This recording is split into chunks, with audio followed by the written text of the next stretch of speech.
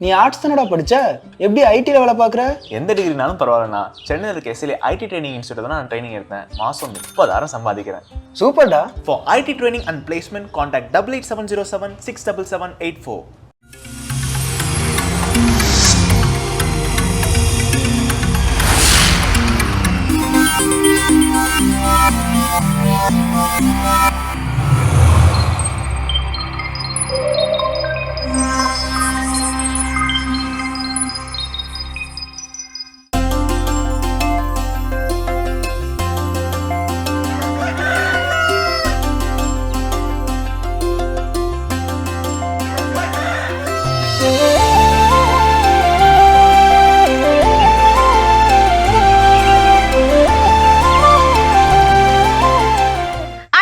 அனைவருக்கும் இனிய காலை வணக்கம். எங்களோடு இணைந்து நீங்கள் பார்க்கவிருப்பது மாதா தொலைக்காட்சியின் கடவுள் வணக்கம்.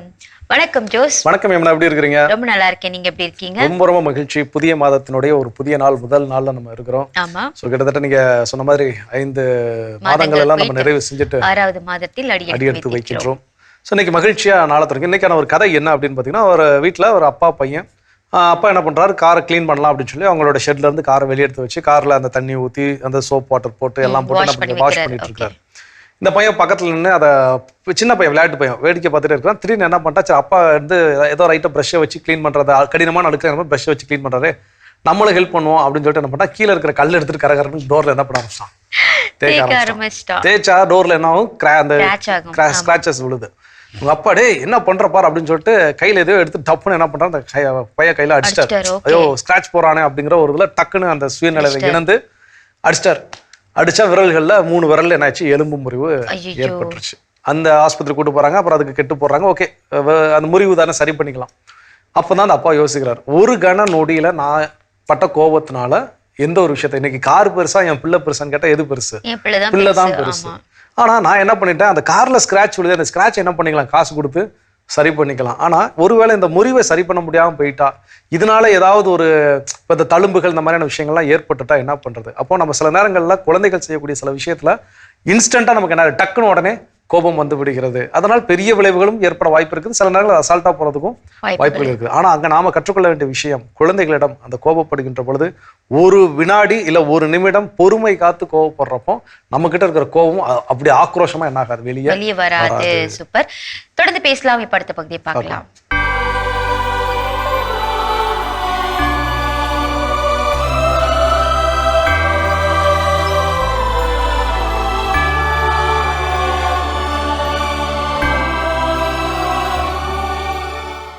உறவு மலரும் புனித இடம் ஆலயம், உள்ளம் ஒன்று சேரும் இடம் ஆலயம்.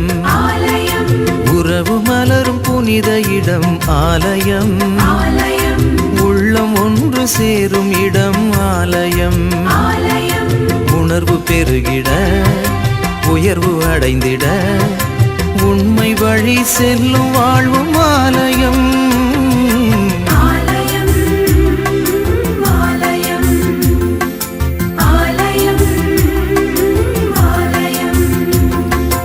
உறவு மலரும் புனித இடம் ஆலயம், உள்ளம் ஒன்று சேரும் இடம் ஆலயம்.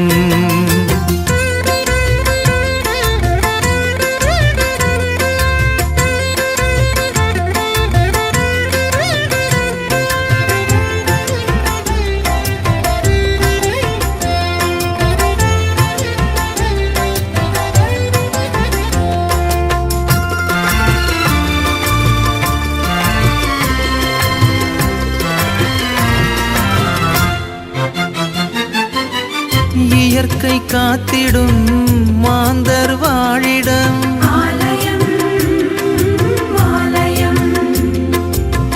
பகிர்ந்து வாழ்ந்திடும் உயிர்கள் உறைவிடம்,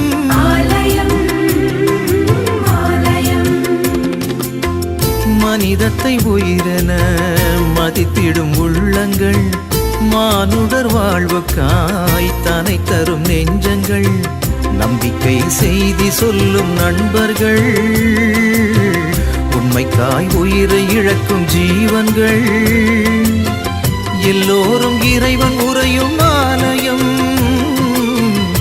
எல்லோரும் இறைவன் உறையும் ஆலயம். உறவு மலரும் புனித இடம் ஆலயம்.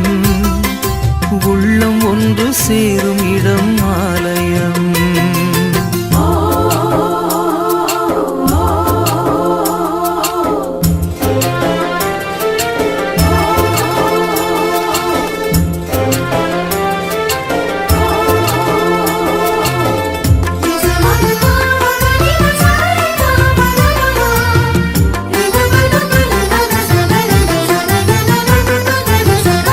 பசுமை சோலைகள் பாடும் பறவைகள் ஆலயம், ஆலயம். காற்றும் வானமும் கடலும் மலைகளும் ஆலயம், ஆலயம்.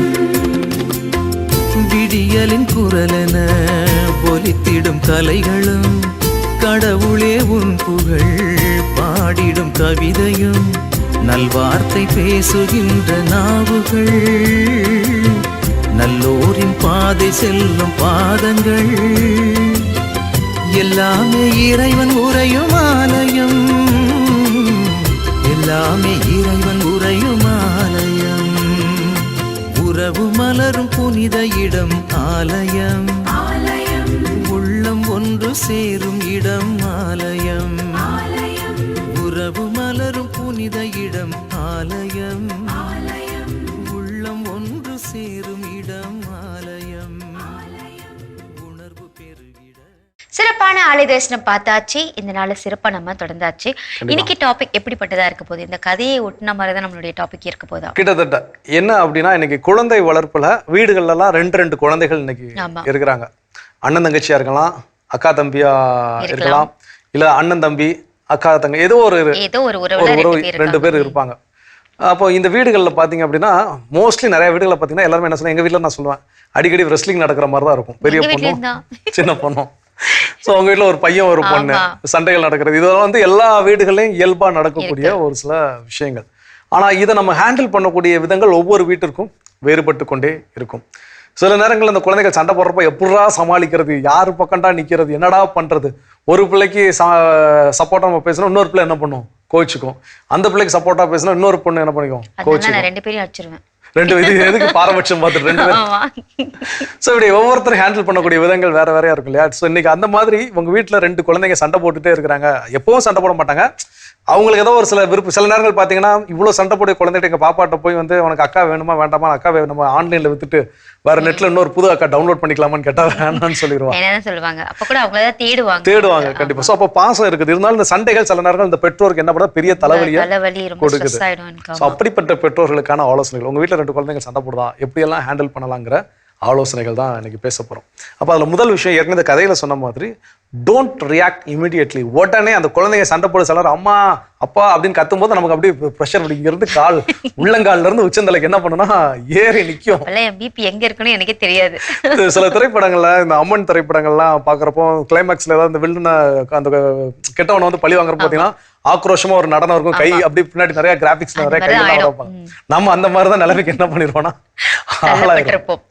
கொஞ்சம் கண்ணாடியில நம்ம முகத்தை அப்படி இமேஜின் பண்ணி பார்த்தா நமக்கு பின்னாடி 10-15 கைகள் என்ன பண்ணுவோம் தெரியும். வாய்ப்புகள் நிறையவே இருக்கு. சோ இந்த உடனடியா என்ன பண்ணக்கூடாது, கோபப்பட கூடாது. கொஞ்சம் அமைதியாக ஒரு செகண்ட். அது கடினமான ஒன்று தான், ஆனா பிராக்டிஸ் பண்ணிட்டா எதுவுமே ஈஸி தான். ஸோ சண்டை போட்டுட்டே இருக்கிறாங்க சிலர், நம்ம கத்திக்கிட்டே இருக்கிறப்ப நம்ம என்னைக்கோ ஒரு நாள் இயல்புக்கு மாற நம்ம அந்த குழந்தைங்களை சத்தமே கொடுக்கல, ஒரு இடத்துல நம்ம அமைதியாக உட்காந்துருந்தோம்னா இந்த சண்டை போடுற பிள்ளைங்க ஒரு செகண்ட் அவன் இல்லடா இந்நேரம் நம்ம கொடுத்த சத்தத்துக்கு கிச்சன்ல இருந்து ஏதோ பாத்திரம் வந்திருக்கணும், இல்லை தோசை கரண்டி வந்திருக்கணுமே, ஒண்ணுமே வரலையே, இல்லை சத்தமாவது போட்டிருக்கணுமே, எதுவுமே கேட்கல என்ன அப்படின்னு அவங்க அமைதியாக டேர்ன் ஓவர் ஆவாங்க. ஸோ அப்போ ஒரு செகண்ட் 1 நிமிடங்கள் நம்ம வந்து அதை கொஞ்சம் பாஸ் பண்ணி ரியாக்ட் பண்ணும்போது நம்மளுடைய கோபம், நமக்கு நிறைய பிரச்சனைகள் இருக்கும். பெரும்பாலான பெற்றோர்கள் என்ன அப்படின்னா, பெரும்பாலான அம்மாக்கள் சொல்லக்கூடிய விஷயம், குழந்தைய அடிச்சு துவம்சம் பண்ணிடுறது, போட்டு அடி கத்துனா வச்சான் திட்டுனா ஏதாவது சண்டை போட்டாங்கன்னா 2 அடி பின்னி எடுத்துடுறது. அப்புறம் அது சாந்தமா தூங்கும் தெரியுமா, அந்த நேரத்தை தூங்குறத பார்த்துட்டு ஐயோ இவ்வளோ சாந்தமா தூங்குற இந்த பிள்ளைய போய் நான் அடிச்சிட்டேன் அப்படின்னு மன வருத்தம் அடையக்கூடிய எத்தனையோ அம்மாக்கள், அப்பாக்களோட அம்மாக்கள் தான் ஜாஸ்தியா இருக்கிறாங்க. ஸோ அப்போ ஏன் வீணா அடிப்பானே உதப்பானே, அந்த டைம் கொஞ்சம் அமைதியாக ரிலாக்ஸ் பண்ணி ரியாக்ட் பண்ணோம் அப்படின்னா நம்மளுடைய கோபமும் குறைவான அளவில் வெளிப்படும், அந்த குழந்தைகளையும் திருத்துவதற்கான வாய்ப்புகள் அதிகமா இருக்கும். ஓகே, கற்றுக்கொள்வோம், தொடர்ந்து பேசுவோம். இப்ப அடுத்த பகுதியை பார்க்கலாம்.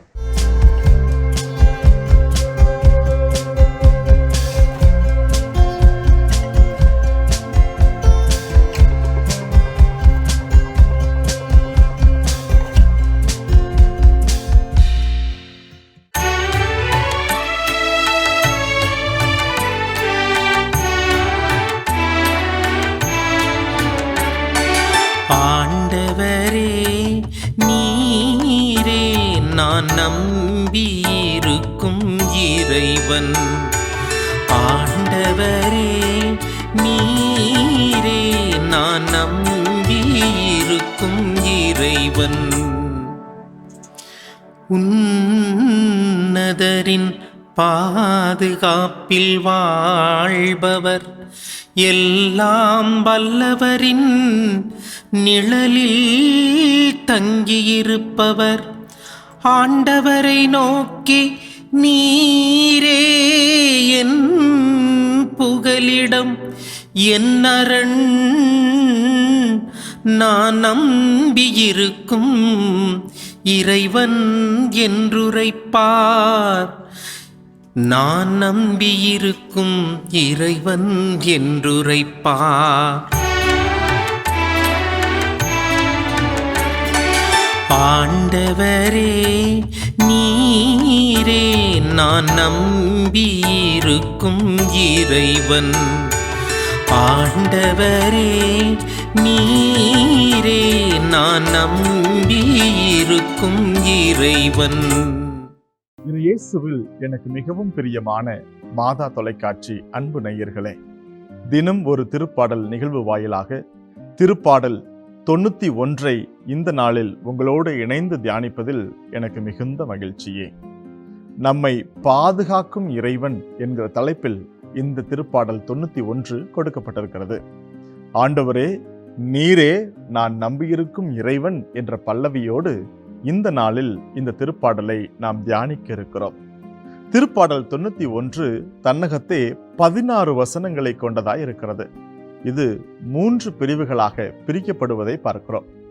1 முதல் 8 வரை உள்ள பிரிவுகள் ஆண்டவரை நம்பியிருப்போருக்கு தீங்கும் அணுகாது என்பதை பார்க்கிறோம்.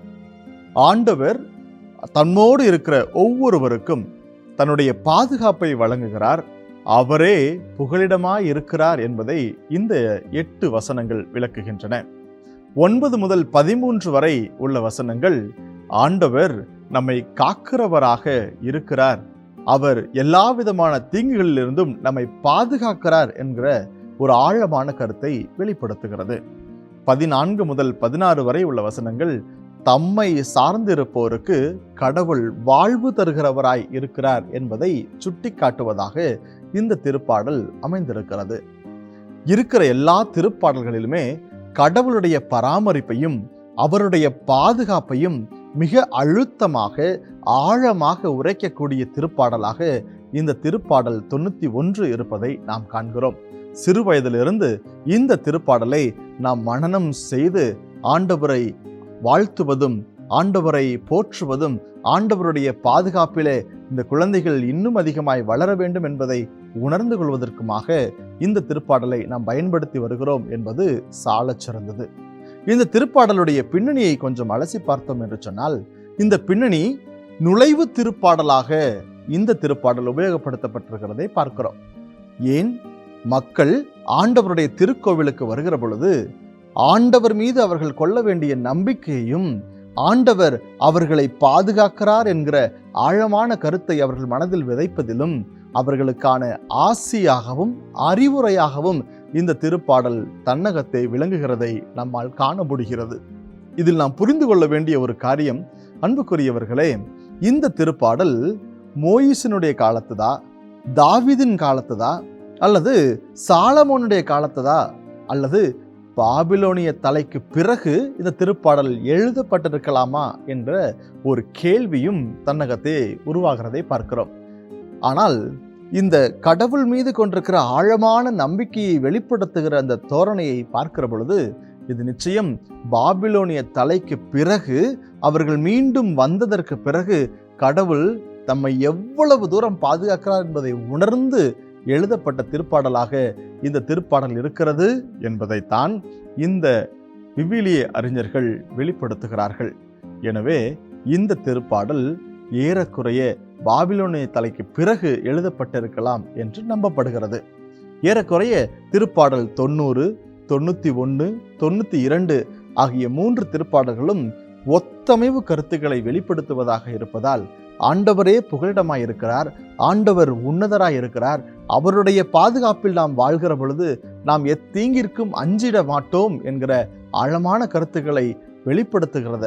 எனவே இந்த 3 திருப்பாடல்களும் ஒரே ஆசிரியரால் எழுதப்பட்டிருக்கலாம் எனவும் திருவிவிலிய அறிஞர்கள் கருதுகிறார்கள். ஆண்டவர் எவ்வளவு தூரம் நன்மை மிகுந்தவராய் நம்மை பாதுகாக்கிறவராய் இருக்கிறார் என்பதை வெளிப்படுத்துவதற்காக எல்யோன், யாவே, ஷடாய், எலோஹிம் என்கிற இந்த 4 வார்த்தைகள் கடவுளை பயன்படுத்துகிற, கடவுளை சுட்டிக்காட்டுகிற வார்த்தைகளாக இடம்பெற்றிருக்கிறது. இந்த 4 வார்த்தைகளும் மீண்டும் மீண்டும் வருகிற பொழுது ஆண்டவர் எவ்வளவு தூரம் நம்மை காக்கிற தெய்வமாய் இருக்கிறார், அடைக்கலமாக இருக்கிறார், அடைக்கல பாறையாக இருக்கிறார், இன்னும் அதிகமான பாதுகாக்கிற பராமரிக்கிற இறைவனாய் இருக்கிறார் என்பதை நமக்கு சுட்டி காட்டுவதாய் இருக்கிறது. அன்றாட வாழ்விலே எத்தனை துன்பங்கள், துயரங்கள் நம் வாழ்வில் வந்தாலும் ஆண்டவர் அடைக்கல பாறையாய் இருக்கிறார்.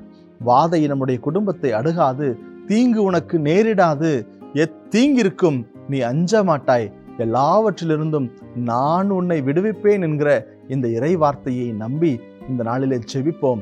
நம்முடைய குடும்பத்தில் இருக்கிற துன்ப துயரங்களை அவருடைய பாதத்தில் ஒப்பு கொடுப்போம். செபிப்போமா? ஆற்றலின் நாயகனே இறைவா, உம்மை போற்றுகிறோம், உம்மை புகழுகிறோம், உம்மை ஆராதிக்கிறோம் சுவாமி. நீரே வல்லவராய், உன்னதராய், எங்களை பாதுகாக்கிறவராய், எங்களுடைய புகழிடமாய் இருக்கிறீர் என்பதை நாங்கள் நம்புகிறோம். ஆண்டவரே, உம்மிடத்தில் நாங்கள் அடைக்கலம் புகுகிற பொழுது எத்தீங்கும் எங்களை அணுகாது, எந்த விதமான கொள்ளை நோயும் எங்களை தீரிடாது என்பதை நாங்கள் உணர்ந்திருக்கிறோம். ஒருபோதும் நாங்கள் உம்மை விட்டு பிரியாமல் வாழ எங்களுக்கு வரம் தருவீராக சுவாமி. ஆமென். அருமையான தினம் ஒரு திருப்பாடல் பகுதி பார்த்துட்டோம். எனக்கான திருப்பாடலும் கேட்டாச்சு. அதோட எனக்கு நம்ம பேசிட்டு இருக்கிறோம் கடவுள் வணக்கம் நிகழ்ச்சியில. நம்முடைய வீட்டில் இருக்கக்கூடிய குழந்தைகள், அந்த குழந்தைகள் ஒருத்தருக்கு ஒருத்தர் சண்டை போட்டுக்கிறாங்க அப்படின்னா அதை சமாளிப்பதற்கு பெற்றோர்களுக்கான ஆலோசனைகள் தான் இன்னைக்கு பேசிட்டு இருக்கோம். அது அடுத்ததா என்ன சொல்றாங்க? அடுத்ததா என்ன சொல்றாங்கன்னா, ஃபர்ஸ்ட் நம்ம வந்து அக்செப்ட் பண்ணிக்கணும் அப்படின்றாங்க. நம்ம வீட்டுல 2 குழந்தைங்க இருக்குன்னா இந்த மாதிரிலாம் நடக்க வாய்ப்புகள் இருக்கு. கண்டிப்பா நடக்கும். நம்ம வீட்டுல மட்டும்தான் இல்ல, எல்லார் வீட்லயும் நடக்கிறது. அது சகஜமான ஒண்ணுதான். அதை நம்ம வந்து அக்செப்ட் பண்ணிக்கும் போதுதான் அவங்களுடைய சண்டைகள்லாம் நமக்கு ஒரு பெரிய விஷயமா நமக்கு தெரியாது. நம்ம பல நேரங்கள் நம்ம என்ன ஆகுதுன்னா, நமக்கு மட்டும்தான் இப்படி நடக்குதுன்ற மாதிரி ரியாக்ட் பண்ணி அந்த குழந்தைங்களை போட்டு அடிக்கிறது, திட்டுறது. அது என்ன ஆகுன்னு நாளடியில் எப்ப பார்த்தாலும் நம்மளை திட்டிகிட்டே இருக்கேன், என்ன பண்ணாலும் திட்டிகிட்டே இருக்காங்க அப்படின்ற ஒரு எண்ணம் அந்த குழந்தைங்களை மத்தியில வளர்ந்துரும். கண்டிப்பா இதுல வந்து பெற்றோர்கள் நீங்க சொன்ன மாதிரி புரிஞ்சுக்கணும். இன்னொரு விஷயம் என்னன்னா, இன்னைக்கு சின்ன வயசுல சண்டை போடக்கூடிய அந்த குழந்தைகள் தான் நாளடைவில் பெரியவங்க எல்லாம் கொஞ்சம் மெச்சூரிட்டி லெவலுக்கு வந்த உடனே பயங்கரமான பாசப்பிணைப்புல இருப்பாங்க. எனக்கு எங்க வீட்டுல நானும் என் தங்கச்சிலாம் காலை பிடிச்சி இழுத்து, முடிய பிடிச்சி இழுத்துல என்னெல்லாமோ அடிச்சு சண்டைலாம் போட்டிருக்குது. அதெல்லாம் இப்ப நினைச்சு பார்த்தா சிரிப்பா இருக்கும். ஆனா அப்ப நான் சண்டையில அடிக்கடி சொல்லுவேன், நீ கல்யாணம் ஆகி இன்னொரு வீட்டுக்கு போன அப்படின்னா நான் கண்டிப்பா அழமாட்டேன், நாளைக்கு வெடிச்சு என்ன பண்ணுவேன், கொண்டாடுவேன் அப்படின்லாம் நான் சொன்னேன். இருக்க முடியாது. எனக்கு உண்மையிலே அவளுடைய திருமணத்தின் போது அந்த தாலி கட்டி முடிக்கிறாங்க, என்னால அப்படி எங்க இருந்துதான் கண்ணீர் வருதுன்னு நினைக்கவே இல்லை. என் தம்பி கூட அழுவான்னுட்டு அவங்களாம் ஜாலியா அனுப்புவான்னு நினைச்சப்பா, அவனு கூட அழுதுட்டான். கண்டிப்பா எல்லாருக்குள்ளேயும் அந்த ஒரு பாச பிணைப்பு வெளிப்படக்கூடிய தருணம் என்பது வரும். சின்ன வயசுல சண்டை போடக்கூடிய குழந்தைங்களை நினைச்சு நீங்க சந்தோஷப்படுங்க. ஏன்னா பின் நாட்கள்ல அந்த குழந்தைகளுடைய பாச பிணைப்புக்கு அப்பா அம்மா நீங்க பக்கத்துல இல்லைனாலும் கூட ஒரு அண்ணனுக்கு தங்கச்சியா, ஒரு தம்பிக்கு ஒரு அக்காவா, எல்லாருமே உடனுக்குடன் நான் இருக்கிறேன் அப்படிங்கிற, அதாவது ஒரு அப்பா அம்மா கொடுக்குற சப்போர்ட்டை விட இந்த சிப்ளிங்ஸ், சகோதர சகோதரிகள் கொடுக்கக்கூடிய சப்போர்ட் வந்து வேற லெவல்ல இருக்கும். ஸோ அப்போ இந்த நாள்ல சண்டை போறதெல்லாம் இயல்பான ஒன்று என்பதை முதலில் ஏற்றுக்கொள்ளக்கூடிய மனப்பக்குவத்தை பெற்றோர்கள் வளர்த்து கொள்ள வேண்டும். சூப்பர். தொடர்ந்து பேசலாம். இப்ப அடுத்த பகுதி பார்க்கலாம்.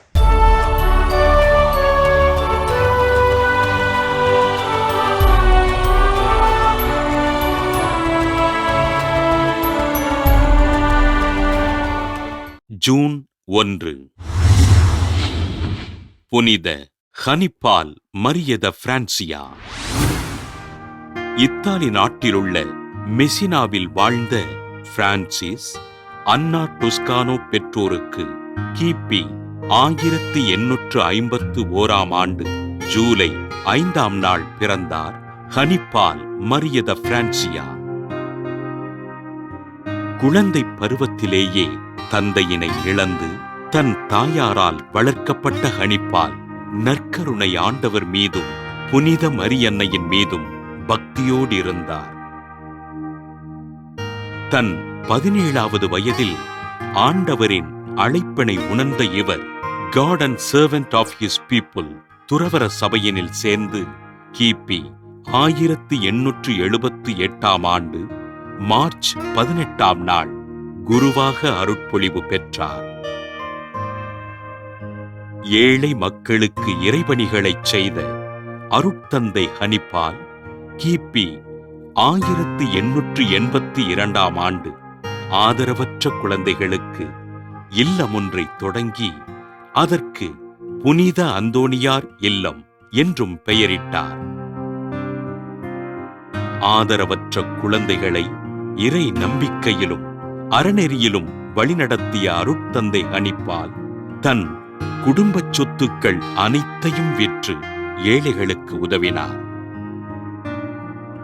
கிபி 1887 ஆண்டு தி டாட்டர்ஸ் ஆஃப் டிவைன் ஜீல் என்ற பெண்களுக்கான துறவற சபையினையும், கிபி 1897 ஆண்டு ரெகோஷனிஸ்ட் என்ற ஆண்களுக்கான துறவற சபையினையும் தொடங்கி எளிய மக்களுக்கு ஆண்டவரின் பணிகளைச் செய்தார்.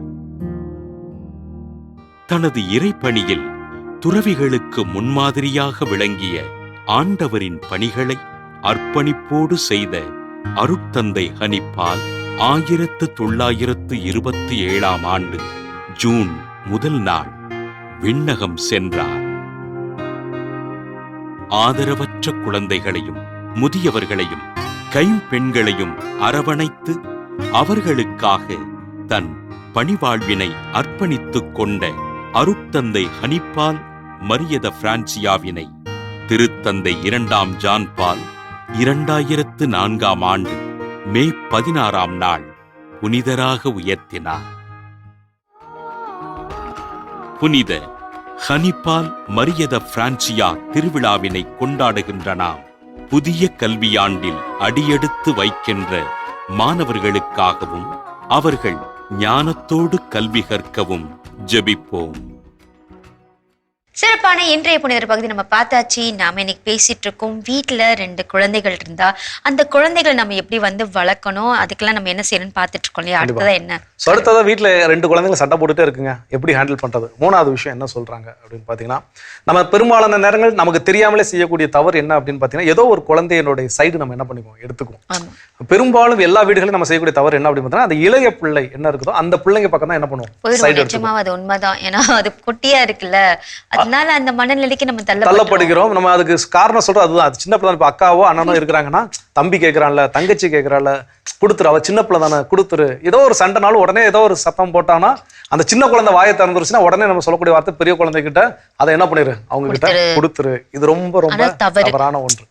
ஏன் அப்படின்னா, நமக்கு 2 விதமான ஒரு தீர்வுகள் இதுக்கு உண்டுன்னு நான் நினைக்கிறேன். என்ன அப்படின்னு பாத்தீங்கன்னா, ஒண்ணு 2 பேருக்கு தனித்தனியா பொருட்களை வாங்கி கொடுத்துருங்க. நீ இப்போ அவன் பொருளை தொடாத, அவன் பொருளை தொடாத. ஓகே, எனக்கு 2 பேருக்குமான பொருட்களை வாங்கி தர அளவுக்கு எனக்கு பொருளாதார வசதி இல்ல அப்படியா, அப்போ ஒரு பொருளை வாங்கி 2 பேருக்கும் தெளிவா 2 பேரும் ஷேர் பண்ணிக்கணும். அப்ப அந்த ஷேரிங் டைம் என்ன, அதை 2 பேருக்கும் கணக்கச்சிதமா. அந்த சின்ன குழந்தை சில நேரம் அழுகுது அப்படிங்கறதுக்காக நம்ம பொருட்படுத்தவே கூடாது. நான் ஏற்கனவே சொல்லியிருக்கேன், எனக்கு எங்க வீட்டுல நடந்த ஒரு நிகழ்வு. ஒரு ஐஸ்கிரீம் வாங்கி தரப்போ என் தங்கச்சியோட 2வது குழந்தைக்கு கேட்டப்போ அது ஒரு ஐஸ்கிரீம் வேணும்னு சொல்லிருச்சு. அக்கா வேற ஒரு ஐஸ்கிரீம் வேணும்ட்டாங்க. வீட்டுக்கு வந்தோடனே அக்கா ஐஸ்கிரீம் தான் வேணும் நடம் பிடிச்சது. நீ ஐஸ்கிரீம் தின்னாலும் தின்னு, திங்காட்டினாலும் போ, நீ கேட்டது உனக்கு, அவ கேட்டது அவளுக்கு. சோ அப்படி நம்ம சில நேரங்கள்ல கடுமையாக குழந்தைகளை கையாளுகின்ற பொழுதுதான் ஓகே, இப்ப எனக்குரியது எனக்கு, அக்காக்குரியதை நான் கேட்கக்கூடாது, அண்ணனுக்குரியதை நான் கேட்கக்கூடாது அப்படிங்கிற ஒரு பழக்கத்தை இந்த இளைய பிள்ளைகள் நம்ம கற்றுக்கொள்வாரு. ஸோ இப்போ இந்த சைடு எடுக்கிறதுனால என்ன ஆகும்னா, ஒரு பக்கம் ஒரு குழந்தைக்கு அப்பா அம்மா, இன்னொரு குழந்தை என்ன திங்கிங் போயிடும் அப்படின்னா, எங்க அப்பா அம்மா எப்பவுமே எனக்கு என்ன பண்ண மாட்டாங்க, சப்போர்ட் பண்ண மாட்டாங்க. எப்ப பார்த்தாலும் நீ தம்பிக்கு தான் சப்போர்ட் பண்ற, எப்ப பார்த்தாலும் நீ தங்கச்சிக்கு தான் சப்போர்ட் பண்ற. அடிக்கடி வரும் எல்லா வீடுகளையும் தான் அது இந்த வீடு தான் விதிவிலக்கு அப்படிலாம் சொல்றீங்களா? சில நேரங்கள் நம்ம எவ்வளவு கனக்கச்சிதமாக இப்படி எல்லாம் இருந்தாலும் கூட அந்த பிள்ளைகளுக்கு இந்த ஒரு எண்ணம் இருக்கு. ஏன் அந்த மூத்த பிள்ளைகளுக்கு இந்த எண்ணம் அப்படின்னா, அந்த இளைய பிள்ளை பிறக்கிறதுக்கு முன்னாடி வரைக்கும் மூத்த பிள்ளை தூங்குறது அம்மா மடியில தான் படுத்து தூங்கும், அம்மா பக்கத்துல தான் படுத்துவோம். அந்த இளைய பிள்ளை வந்ததுக்கு பிறகு ஐயோ சின்ன பிள்ளை அப்படின்னு சொல்லி அந்த பிள்ளை அம்மா மடியில தூங்குறதுக்கு தன்னோட இடத்த விட்டு கொடுக்குது இல்லையா? அங்க இருந்து அந்த மூத்த குழந்தையினுடைய தியாகம் என்ன ஆகுது, தொடங்குது. ஆனா நம்ம பெருசா என்ன பண்றது இல்லை, கண்டுக்கிறதே இல்லை. சோ அந்த மாதிரியான சண்டைகள் நடக்கின்ற பொழுது யாரு பக்கமும் சைடு எடுக்க கூடாது. கற்றுக்கொள்வோம், தொடர்ந்து பேசுவோம். இப்ப அடுத்த பகுதியை பார்க்கலாம்.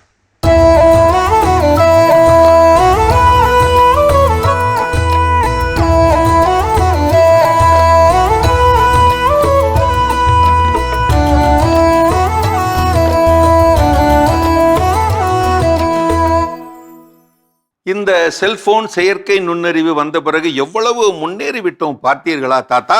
இப்படி கேலி செய்த ஜென்சி பேரனிடம் சொன்னார் தாத்தா.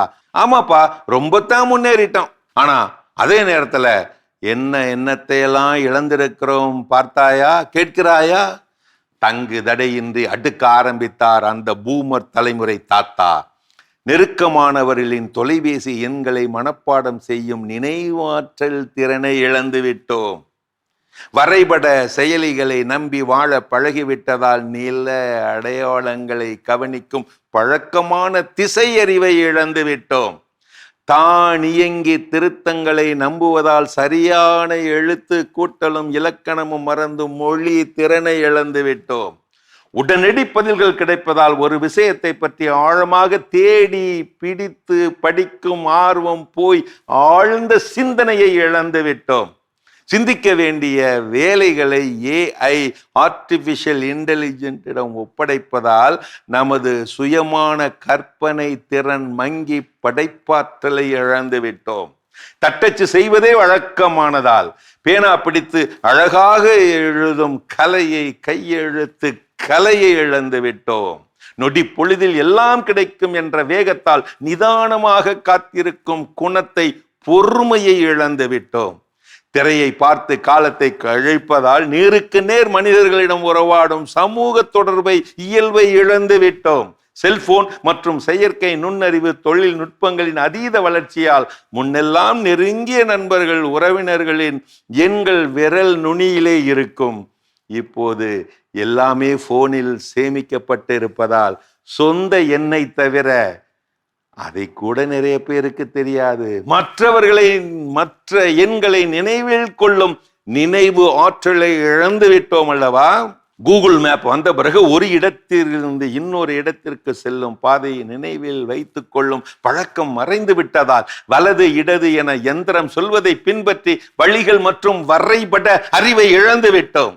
பால் கணக்கு, மளிகை பட்டியல் போன்றவற்றை முன்பு டைரியிலோ மனப்பாடமாகவோ வைத்திருப்பது போய் இப்போது நோட் பேட் ஆப்புகளில் அதை பதிவிடுவதால் மூளை பதிவு திறனை இழந்து விட்டோம்.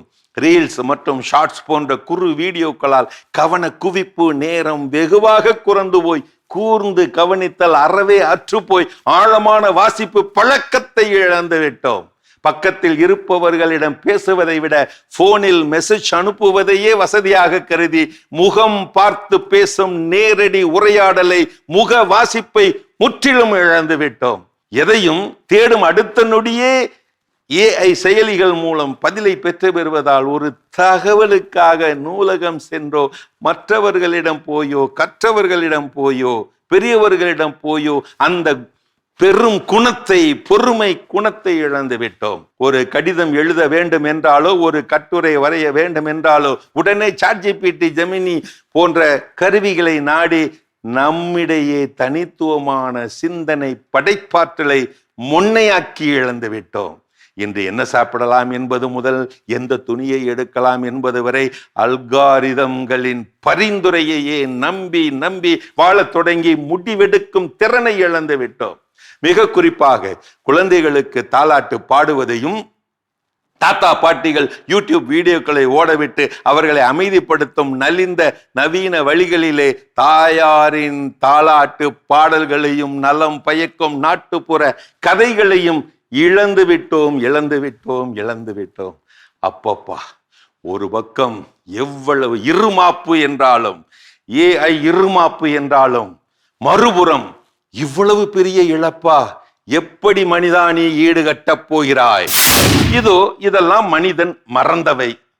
டிவி என் வீட்டிற்கு வந்தபோது புத்தகங்களை எப்படி படிக்க வேண்டும் என்பதை மறந்துவிட்டேன். கார் என் வீட்டுக்கு வந்தபோது எப்படி நடக்க வேண்டும் என்பதை மறந்துவிட்டேன். என் கையில் மொபைல் கிடைத்தவுடன் கடிதங்களை எப்படி எழுதுவது என்பதை மறந்துவிட்டேன். என் வீட்டிற்கு கணினி வந்தபோது எழுதுவதையும் மறந்துவிட்டேன். AC வந்ததும் இயற்கை காற்றை மறந்துவிட்டேன். நகரத்திற்கு வந்தவுடன் அழகு நிறைந்த கிராமத்தை மறந்துவிட்டேன். வங்கிகள் மற்றும் கிரெடிட் கார்டுகளையே நான் கையாளுவதால் பணத்தின் மதிப்பை மறந்துவிட்டேன். கம்ப்யூட்டர் பத்தி வாசனை திரவியங்களை பயன்படுத்துவதால் பூக்களின் மனதை மறந்துவிட்டேன். துரித உணவுகள் வீடு தேடி வருவதால் பாரம்பரிய உணவு வகைகளை மறந்துவிட்டேன். அதோடு சம்பாதிக்க சுற்றி சுற்றி ஓடுவதால் ஓடுவதை எப்படி நிறுத்துவது என்பதையும் நான் மறந்துவிட்டேன். கடைசியாக வாட்ஸ்அப் கிடைத்தது, எப்படி பேசுவது என்பதையே மறந்துவிட்டேன். அருமையான கதைகள் 1000 பகுதி பார்த்துட்டோம். இன்னைக்கான கதையும் சிந்தனையும் கேட்டாச்சு. அதோட எனக்கு பேசிட்டு இருக்கிறோம் கடவுள் வணக்கம் நிகழ்ச்சியில. நம்ம வீட்டில் 2 குழந்தைங்க இருக்குதுங்க, எப்போ பார்த்தாலும் சண்டை போட்டுட்டே இருக்குது, அதை எப்படி சமாளிக்கிறதுனே தெரியல அப்படின்னு சொல்ற பெற்றோர்களுக்கான ஒரு ஆலோசனைகள் தான் இன்னைக்கு பேசிட்டு இருக்கிறோம். அடுத்தது என்ன சொல்றாங்க? அடுத்தது என்ன சொல்றாங்கன்னா, இப்போ அந்த குழந்தைங்களுக்கு அவங்களுடைய ஃபீலிங்ஸை எப்படி வந்து வெளியில கொட்டணும்னு தெரியாத ஒரு காரணத்தினால தான் இது வந்து சண்டையா முடியுது. அது முதல்ல அவங்களுக்கு வந்து நம்ம வந்து சொல்லி கொடுக்கணும். உனக்கு ஒரு ஃபீலிங் வந்துச்சா ஒண்ணு அழுகு, இல்லைன்னா வந்து அதை வந்து என்கிட்ட ஷேர் பண்ணு அப்படின்னு நம்ம கத்துக் கொடுக்கும் போதுதான் அவங்க கிட்ட அந்த சண்டையை தவிர்க்க முடியும். இல்லைன்னா அவங்க இப்படிதான் சண்டை போட்டுட்டே இருப்பாங்க. நம்ம சொல்லி கொடுக்காத வரைக்கும் அவங்களுக்கு எந்த ஃபீலிங்ஸுமே புரியவே புரியாது. கண்டிப்பா இது வந்து இன்னொன்னும் நம்ம இதை ஏற்றுக்கொள்ள வேண்டும். என்னன்னா, ஒரு குறிப்பிட்ட ஏஜ்ல இப்போ 5 வயசு 6 வயசு பிள்ளைங்க 8 வயசு பிள்ளைங்கலாம் சண்டை போட்டுட்டு இருக்குன்னா அதுக்கு போய் நம்ம அந்த ஃபீலிங்ஸ் உணர்வுகளை சொல்லி புரிய வைக்க முடியுமான்னு கேட்டா கண்டிப்பா புரியாது, கஷ்டம். அப்ப அப்படி இருக்கல நம்ம ஓகே இந்த டைம் சண்டை போடுவாங்க, நம்ம ஆனா சொல்ல வேண்டியது நம்மளுடைய கடமைகள். சொல்லிக்கிட்டே இருக்கிறப்போ ஒரு குறிப்பிட்ட பருவத்துல அவங்களாவே அதை உணர்ந்து கொண்டு ஓகே இந்த விஷயத்துக்கு இதை எடுத்து அக்கா கோவப்படுவான், அண்ணன் கோவப்படுவான், இதனாலதான் நமக்குள்ள சண்டை வருது, இதை நம்ம என்ன பண்ண கூடாது, செய்யக்கூடாது. ஆனா எனக்கு அது வேணும்னு தேவைப்படுதா, அப்ப அவங்க கிட்ட முறையா பெர்மிஷன் கேட்டு இதெல்லாம் என்ன பண்ணிக்குவாங்கன்னா அவங்க கொஞ்சம் கொஞ்சமா கற்றுக்கொள்வார்கள். அப்ப அது சின்ன வயசுல இருந்து உனக்கு அக்காவுடைய பொருள் தேவைப்படுதா, அண்ணனுடைய பொருள் தேவைப்படுதா, அதை அவங்க கிட்ட பெர்மிஷன் கேட்டு கொடு. நீயும் அவன் அக்கா தங்கச்சி கேட்கறப்ப என்ன பண்ணணும், கொடுக்கணும். அப்பதான் அவகிட்ட வந்து நீ இன்னொரு பொருள் என்ன பண்ண முடியும், உனக்கு தேவைப்படுறப்ப கேட்டு வாங்கிக்க முடியும். ஸோ இப்போ இந்த மாதிரியான ஒரு கான்வர்சேஷன்ஸ், ஹெல்த்தி கான்வர்சேஷன்ஸ் இருந்தால் தான் அந்த குழந்தைகளுக்கு அந்த ஆக்ரோஷமான மனநிலையை எப்படி தன்னுடைய தேவைகளை வெளிப்படுத்த வேண்டும் அப்படிங்கிறது தெரியும். அது சண்டையா என்னாகாது, மாறாது. ஸோ சிறப்பானது விஷயம், கற்றுக்கொள்ளும். இன்னும் வேற என்ன விஷயம் இருக்குங்கிறத தொடர்ந்து பேசுவோம். நிச்சயமா.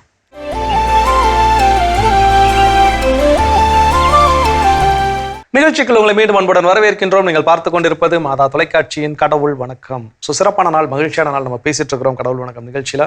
வீடுகளில் இருக்கக்கூடிய குழந்தைகள் எங்கிட்ட சண்டை போட்டுக்கிட்டே இருக்குது, எப்படி சமாளிக்கிறதுனே தெரியல அப்படின்னு புலம்பக்கூடிய பெற்றோர்களுக்கான ஒரு சிறப்பான கடவுள் வணக்கம் இன்னைக்கு பேசிட்டு இருக்கிறோம். அதுல அடுத்ததா என்ன சொல்றாங்கன்னா, எந்த குழந்தையோட கம்பேர் பண்ணியே பேசக்கூடாது அப்படின்னு சொல்லுவாங்க.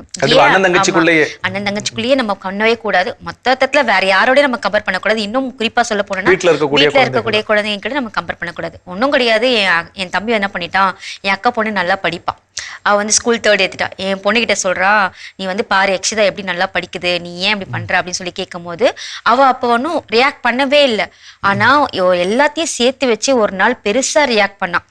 உங்களுக்கு யார் சொல்லி கொடுத்தது இந்த மாதிரிலாம், நானும் குழந்தை தானே, 10 வயசு 9 வயசுலாம் யாரு குழந்தைங்க கிடையாதா அப்படின்ற மாதிரி அவர் ரியாக்ட் பண்ணிட்டா, எமோஷனலா ரியாக்ட் பண்ணிட்டா. அப்பதான் நான் ஃபீல் பண்ணேன், யாருமே யாருடைய கம்பேர் பண்ண கூடாது. அந்த குழந்தை மனசுல எவ்வளவு வேதனையை அடக்கி வச்சுட்டு இருந்தா, அவ வந்து நைட்டு 12 மணிக்கு அவ்வளவு ஆக்ரோஷமா அவ வந்து அதை வந்து வெளிப்படுத்தும். கண்டிப்பா, ஏன்னா குழந்தைகளால எவ்வளவு விஷயங்களை தான் உள்ளுக்குள்ள அடக்கி வச்சு நான் அப்பதான் புரிஞ்சுக்கிட்டேன், பாவம் அந்த குழந்தை நம்ம இப்படி வந்து கஷ்டப்பட்டுட்டோமே அப்படின்னு சொல்லிட்டு நான் ரியலைஸ் பண்ணி அதுக்கப்புறம் நான் சொன்னேன், இந்த மாதிரி கம்பேர் பண்ணி பேசாத அப்படின்னு சொல்லிட்டு. அவங்க அப்பாவே பேசினா கூட பேசக்கூடாது அப்படின்னு நான் சொல்லுவேன். கண்டிப்பா, நிச்சயமாக. நம்ம சில நேரங்கள் நமக்கே தெரியாம குழந்தைகள் கிட்ட சில தவறான கேள்விகள்லாம் என்ன பண்றோம், கேட்கிறோம். உனக்கு அம்மா பிடிக்குமா, அப்பா பிடிக்குமா? இந்த கேள்வி தயவு செய்து எந்த குழந்தைகிட்டையும் கேட்காதீங்க. ஏன் அப்படின்னா அந்த குழந்தைகளுக்கு 2 பேருமே ரொம்ப முக்கியமானவர்கள். அப்போ ஒரு கட்டத்துல நீங்க ரொம்ப சென்டிமெண்டா, நாம எமோஷனலா இருக்கிறானே என்னைக்கே போய் குழந்தைகிட்ட போய் எனக்கு அப்பா வேணுமா அம்மா வேணும்னு கேட்கறனைக்கு அந்த குழந்தை எனக்கு அம்மா தான் வேணும் இல்ல அப்பா தான் வேணும்னு சொல்லி நமக்கு எவ்வளவு வலிக்கும். கண்டிப்பா. சோ இப்போ சில விளையாட்டுக்கு அந்த கேள்வி கேட்கிறப்ப அந்த குழந்தைகளுக்கு என்ன ஆகும்னா, அப்ப கம்பேர் பண்ணி யாரு பெஸ்ட், யார் எனக்கு இதெல்லாம் செய்யறா, யார் எனக்கு இதெல்லாம், அப்ப நம்மளே தேவையில்லாத ஒரு திங்கிங் என்ன பண்றோம், உள்ள கொடுக்குறோம். ஏன் அப்படின்னா நம்ம அப்படிதான் குழந்தைகளை கம்பேர் பண்ணிக்கிட்டே இருக்கிறோம். ஒன்னால ஏன் அக்கா மாதிரி இருக்க முடியல, ஒன்னால ஏன் அண்ணன் மாதிரி இருக்க முடியல, ஒன்னால ஏன் தம்பி மாதிரி இருக்க முடியல. சோ ஒவ்வொருத்தரும் தனித்துவமானவர்கள். அந்த இதை நம்ம புரிந்து கொள்ள வேண்டும். தெரிஞ்சோ தெரியாமலோ, நம்ம ஒருவேளை நம்ம கிட்ட இருந்து வராம இருக்கலாம், ஆனா நம்மளுடைய பெற்றோர்கள் தாத்தா பாட்டி கிட்ட இருந்தோ இல்ல நம்முடைய உடன்பிறப்புகள் அத்தை மாமா சித்தி சித்தப்பா இவங்க யாரோ ஒருத்தவங்க நம்ம குழந்தைய வந்து அவங்க தெரியாமலே, அவங்களும் தெரியாம தான் பண்ணுவாங்க. தெரியாம இப்படி வர ஒப்பிடு, அவன் பாரு தம்பிலாம் அப்படி செய்யறான் பாரு அப்படின்னு சொன்னா கூட இது தப்பு, இதை செய்யாதீங்க, அவன் வேற நீங்க வேற அப்படிங்கறத நாம் குழந்தைகளுக்கு தெளிவுபட உறுதிப்படுத்திட்டோம்னா அந்த குழந்தைகள் நம்மளை விட்டு பிரியாது. சூப்பர். கற்றுக்கொள்வோம், தொடர்ந்து பேசுவோம். இப்ப அடுத்த பகுதி பார்க்கலாம்.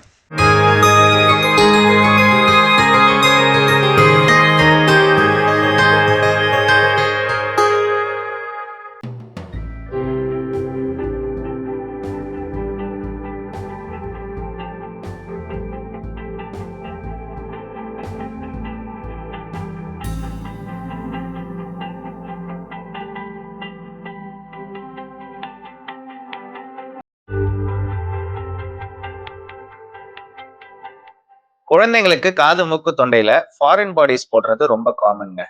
ஆஸ் அ பேரண்டா நீங்க என்ன பண்ணணும்னு தான் இந்த வீடியோல பார்க்க போறோம். அனைவருக்கும் வணக்கம். நான் உங்கள் டாக்டர் வருண்குமார் ஜே, காது மூக்கு தொண்டை நிபுணர், மெரிடியன் ஹாஸ்பிட்டல், கொளத்தூர். ஸோ குழந்தைங்க விளையாடிட்டு இருக்கும் போதோ இல்ல சாப்பிடும் போதோ சின்ன சின்ன பொருட்களை காதுல இல்ல மூக்குல போடுறதுக்கு வாய்ப்புகள் ரொம்ப ஜாஸ்தி. அதே மாதிரி ஏதாவது ஃபாரின் பாடிஸ், அதாவது விளையாடுற டாயோ இல்ல பேட்டரியோ எடுத்து முழுங்க கூட வாய்ப்புகள் ரொம்ப ஜாஸ்தி. ஸோ நீங்க பேரண்டா எதெல்லாம் கவனிக்கணும் ஃபர்ஸ்ட் சொல்றேன். ஸோ ஃபர்ஸ்ட் பாப்பா இல்ல பையனுக்கு காதுல இருந்து ரத்தம் வருது, இல்ல மூக்குல இருந்து கெட்ட வாடை வருது, கெட்ட டிஸ்சார்ஜ், அதாவது நேசல் செக்ரீஷன்ஸ் ஜாஸ்தியா இருக்கு, அப்படி இல்லைன்னா மூச்சு விட கஷ்டப்படுறாங்களோ, இந்த மாதிரி இருக்கிற சிம்டம்ஸ் காதுலயும் மூக்குலயும் இருக்கிற ஃபாரின் பாடிக்கான சிம்டம்ஸ். மூணாவது, பசங்க சாப்பிட மாட்றாங்க, வாமிட் பண்றாங்க, வயிறு வலின்னு சொல்லி அழுதுகிட்டே இருக்காங்கன்னா ஃபாரின் பாடி முழுங்கி இருக்கிற வாய்ப்புகள் ரொம்ப ஜாஸ்தி. ஸோ இந்த மாதிரி இருக்குன்ன உடனே நீங்க அந்த ஃபாரின் பாடி தெரியுது டார்ச்லன்னு சொல்லிட்டு நீங்க எடுக்க ட்ரை பண்ணாதீங்க. உடனே ஒரு காது மூக்கு தொண்டை நிபுணரை பாருங்க. ஸோ இந்த மாதிரி ஃபாரின் பாடிஸ் காது மூக்கு தொண்டையில இருக்குன்ன உடனே ENT சர்ஜனை பார்க்கும்போது சில பேர் நல்ல கோஆப்ரேட்டிவா பார்ப்பாங்க. இருக்காங்க அப்படின்னா இது ஓபிடி ப்ரொசீஜராகவே காதுலையும் இருக்கிறதும் மூக்குல இருக்கிறதும் எடுத்துடலாங்க. சம்டைம்ஸ் இது ரொம்ப நாளா இருந்து சீல் பிடிச்சி ரத்த ஓட்டங்கள்லாம் வந்து உள்ள சதைகளா ஃபார்ம் ஆயிருக்கு அப்படின்னா இது ஆப்ரேஷன் தியேட்டர்ல மயக்கம் கொடுத்துதாங்க எடுக்க முடியும். ஸோ முதல்ல இந்த மாதிரி ஃபாரின் பாடிஸ் எடுத்துட்டு பேஷண்ட்ஸுக்கும் பேரண்ட்ஸுக்கும் ரீஅஷூரன்ஸ் கொடுப்போம். இந்த மாதிரி திரும்ப திரும்ப குழந்தைங்க ஃபாரின் பாடிஸ் போடுறது ரொம்ப காமன். ஸோ செகண்ட் வந்து இந்த மாதிரி பேட்டரிஸ், டாய்ஸ்ல இருக்கிற பொருட்களை முழுங்கிட்டாங்க அப்படின்னா குடல்ல போய் ஒரு இடத்துல ஒட்டிக்கிட்டு அந்த இடத்துல பேட்டரியில இருக்கிற ஆல்கலின்னு சொல்லப்படுற கெமிக்கல் ரிலீஸ் ஆகி பக்கத்துல இருக்கிற சதைகளை பாதிக்கப்படும். அப்படி இருக்கும் போது உயிருக்கே ஆபத்தாக சான்சஸ் ரொம்ப அதிகம். ஸோ இந்த மாதிரி ஃபாரின் பாடிஸ் ஜென்ரல் அனஸ்தீசியா கொடுத்து இன்ஸ்ட்ருமெண்ட்ஸ் மூலயமா எடுத்து இந்த ஃபாரின் பாடி ஏற்படுத்திய காயங்களை ஆறுறதுக்கு டைம் ஆகும். ரெண்டாவது முக்கியமா சொல்ல வேண்டியது என்னன்னா, மூக்குல இருக்கிற ஃபாரின் பாடியை தயவு செய்து வீட்டில் எடுக்காதீங்க. ஏன்னா இதுல இருந்து சுவாச குழாய்க்கு போயிடுச்சுன்னா மூச்சு திணறல் வந்து சம்டைம்ஸ் இதை வந்து ஆப்ரேஷன் தியேட்டர்ல ஹை ரிஸ்க்ல எடுக்கிற மாதிரி ஆயிடும், இல்லைன்னா வெளியில இருந்து அறுத்து எடுக்கிற மாதிரி ஆயிடும். இந்த மாதிரி குழந்தைங்க வீட்டில் இருக்காங்கன்னா ரொம்ப கவனமா பார்த்துக்கோங்க. தயவு செய்து மறுபடியும் சொல்றேன், ஃபாரின் பாடியை நீங்களா எடுக்க ட்ரை பண்ணாதீங்க. கடைசியா பாத்தீங்கன்னா இந்த மாதிரி ஃபாரின் பாடிஸ் இருக்குன்னு உடனே பதறாம உடனே ஒரு காது மூக்கு தொண்டை நிபுணரை பாருங்க. நன்றி, வணக்கம். சிறப்பான நலம் தரும் நேரத்தை நம்ம பார்த்தாச்சு. நாம இன்னைக்கு பேசிட்டு இருக்கோம், குழந்தைகள் வீட்டுல 2 பேர் இருப்பாங்க, அவங்கள நம்ம வந்து ரொம்ப கஷ்டப்பட்டு வளர்ப்போம் இல்லையா? சோ அதுக்கான டிப்ஸ் தான் இன்னைக்கு பார்த்துட்டு இருக்கோம். அதுல அடுத்த டிப்ஸ் என்ன? அடுத்தது அவங்க சண்டை போடுறாங்க அப்படின்னா அந்த சண்டையை சமாளிப்பதற்கான வழி என்னன்னா, அவங்களுக்கு சின்ன வயசுல இருந்து கொஞ்சமா சொல்லி சொல்லி பழக்க வேண்டும். அதாவது ஃபேமிலி ரூல்ஸ் அப்படின்னே கூட என்ன பண்ணிக்கலாம், பழைய திரைப்படத்துல ஃபேமிலி சாங்னே ஒன்று இருக்கும், அந்த சாங்கை பாடின பிரிஞ்ச குடும்பம் எல்லாம் ஒன்று சேர்ந்துருவாங்க இல்லையா? ரூல்ஸ், ஃபேமிலி ரூல்ஸ், ஒவ்வொரு ஃபேமிலிக்கு இது நம்ம ஃபேமிலிக்கான ரூல்ஸ் அப்படின்னு சொல்லி நம்ம என்ன பண்ணிக்கணும், டிசைட் பண்ணிக்கணும். ஒன்று, எவ்வளவு கோவம் வந்தாலும் ஒருத்தர் அடிச்சுக்க கூடாது, ஒருத்தரோட கை இன்னொருத்தர் மேல பட கூடாது. வீட்டில் தான் அடிக்கடி சொல்றது, இன்னொரு கை உங்க அக்கா மேலே தங்கச்சி மேலே கை பட்டுச்சு பார்த்துக்கோ பிச்சிரும் பிச்சு அப்படின்னு நம்ம சொல்லக்கூடியதுலேயே அவங்க என்ன பண்ணணும், மறந்து போயிடும். ஸோ அப்போ நம்மளும் அடிக்கடி இந்த வார்த்தையை என்ன பண்ணக்கூடாது, பயன்படுத்தக்கூடாது. ஒரு டைம் ஏதோ தெரியாதனம் பண்ணிட்டாங்கன்னா அன்னைக்கு நம்ம காட்டக்கூடிய கோபத்துல அவங்க அதன் பிறகு அந்த மாதிரியான தவறு என்ன பண்ணக்கூடாது, செய்யக்கூடாது. தென் அபியூசிங் வேர்ட்ஸ், ஒருத்தவங்களை பத்தி எனக்கு நாய் பேயின் திட்டுறதெல்லாம் ஓகே, அது சின்ன பிள்ளைங்க ஓகே திட்டிக்கும். சில நேரங்கள் நாம ஏதோ ஒரு தவறுகள்ல கணவன் மனைவி கிட்ட சண்டைகள்ல பயன்படுத்தக்கூடிய வார்த்தைகளை கேட்டிருந்துச்சுன்னா அதே வார்த்தைகள் இந்த குழந்தைகள் என்ன பண்ணும், பயன்படுத்தும். அப்போ நாமளும் பயன்படுத்தக்கூடாது, நம்முடைய குழந்தைகள் பயன்படுத்துவதை நாம் அனுமதிக்க கூடாது. ஸோ இந்த மாதிரியான செட் ஆஃப் இன்ஸ்ட்ரக்ஷன்ஸ், இந்த ரூல்ஸ் எல்லாம் குழந்தைகளுக்கு திரும்ப திரும்ப திரும்ப திரும்ப எவ்வளவு சண்டைகள், ஒரு தடவை 2 தடவை இல்லை, அது 100 தடவை சண்டை போட்டாலும் 100 தடவை இதே விஷயத்தை நம்ம இன்ஸ்ட்ரக்ட் பண்ண அது அவங்களுடைய மனதில் ஆழமாக பதிந்துடும். அப்போ ஒரு கட்டத்துல என்ன சண்டை வந்தாலும் அது வாய்க்குள்ளே இருந்துக்குமே தவிர அது கைகளுக்கு என்ன ஆகாது, மாறாது. ஸோ இப்படியும் வரக்கூடிய சண்டைகளை சமாளிக்கலாம். கண்டிப்பா தொடர்ந்து பேசலாம். இப்ப அடுத்த பகுதி பார்க்கலாம்.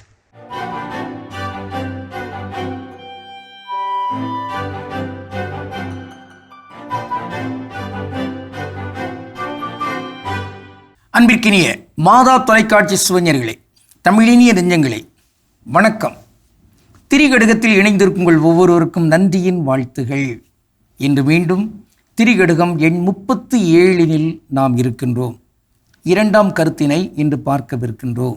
குறளையுள் நட்பளவு தோன்றும் உரலினிய சால்பினில் தோன்றும் குடிமையும் பால் போலும் தூய்மையுள் தோன்றும் பிரமாணம், இம்மூன்றும் வாய்மையுடையார் வழக்கு, இனிய சால்பினில் தோன்றும் குடிமையும்.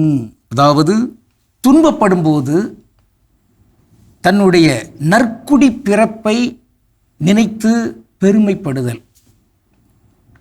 துன்பம் வருகிறது, சாவுக்கு ஏதுவான துன்பம், தற்கொலை செய்து விடலாமா என்கிற எண்ணம், அந்த அளவுக்கான நெருக்கடி. அப்படிப்பட்ட நிலையில் எண்ணி பார்க்க வேண்டிய ஒன்று எதுவென்றால் அது நம்முடைய நற்குடி பிறப்பு. தொன்று தொட்டு வாழ்ந்திருக்கிற நம் முன்னோர்கள், அவர்கள் கட்டி காத்திருக்கிற அந்த மேன்மைத்தன்மைகள், சான்றாண்மைகள், இவற்றையெல்லாம் நாம் நினைத்து பார்த்து விட்டோம் என்றால், அதில் நாம் பெருமிதம் கொள்ள தொடங்கிவிட்டோம் என்றால், இங்கு இந்த தகாத செயலை நாம் செய்ய மாட்டோம், செய்யக்கூடாது. ஆக நற்குடி பிறப்பை நாம் எண்ணி பார்க்க வேண்டும். அப்படி தலைமுறையாக நற்குடி பிறப்பை எண்ணி பார்ப்பதற்கு இன்று இருக்கிற இந்த தலைமுறை நல்ல குடி மக்களாக இருந்தாக வேண்டும், குடும்பத்தை உயர்த்தியாக வேண்டும், தரம் உயர்ந்த குடும்பங்களாக இங்கு இருக்க வேண்டும். அரிதாக சேற்றினில் மலர்ந்த செந்தாமரைகளாக சேறு போன்று குடும்பம் இருந்தாலும் அதில் சிலர் முளைத்தெழுவார்கள். ஆனால் இங்கு சேறுகளாக அல்லாமல் மலர்களாகவே குடும்பங்கள் மலரட்டும், உயரட்டும் என்பது இங்கு ஒரு எதிர்பார்ப்பாக இருக்கிறது. வள்ளுவர் இவ்வாறு பதிவு செய்வார்: ஆழ்வினையும் ஆன்ற அறிவும் என இரண்டின் நீழ்வினையால் நீளும் குடி என்று. ஆக ஆழ்வினை, விடாமுயற்சியோடு கூடிய அந்த செயல், அகன்ற அறிவு, விரிந்த அறிவு, இந்த இரண்டின் மூலமாக ஒரு குடும்பத்தினுடைய வளம் உயரும்.